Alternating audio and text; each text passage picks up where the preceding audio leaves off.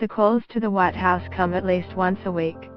Murdoch here, the blunt, accented voice on the other end of the line says. For decades, Rupert Murdoch has used his media properties to establish a direct line to Australian and British leaders. But in the 44 years since he bought his first newspaper in the US, he has largely failed to cultivate close ties to an American president. Until now. Walt Disney Co. has agreed to buy film, television and international businesses from Rupert Murdoch's 21st Century Fox. Actor Matt Damon's father has died at age 74 after a long battle with multiple myeloma, a rare blood disease that affects bone marrow. The Last Jedi's massive opening weekend, Disney buys Fox's film and TV properties. Salma Hayek and Peter Jackson reveal more about Harvey Weinstein's history and Matt Damon in trouble over comments. A guide to what's opening on the biggest cinema-going day of the year. While walking the Aria's red carpet, Australian musicians talk about changing the date of Triple J's Hottest 100. In a comedy section from ABC's The Weekly, Yasmi Abdelmajid answers tricky questions thrown at her by Tom Gleeson. Vision courtesy ABC. Donald Trump's inauguration, the legalization of same-sex marriage and everything in between. We take a look back at the year that was.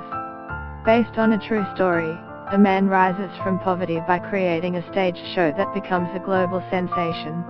Walt Disney Co. has agreed to buy film, television and international businesses from Rupert Murdoch's 21st Century Fox. Murdoch and President Donald Trump, both forged in New York's tabloid culture, one as the owner of the New York Post, the other as its perfect subject, have traveled in the same circles since the 1970s, but they did not become close until recently, when their interests began to align more than ever before. Since Inauguration Day, Murdoch has talked regularly with Trump, often bypassing the White House Chief of Staff, General John F. Kelly, who screens incoming calls. Murdoch has felt comfortable enough to offer counsel that others may shy away from, such as urging the president to stop tweeting and advising him to improve his relationship with Secretary of State Rex Tillerson. Murdoch also has weekly conversations with Trump's son-in-law and senior advisor, Jared Kushner. Before the news broke that Murdoch had agreed to sell vast parts of his 21st Century Fox to the Walt Disney Co.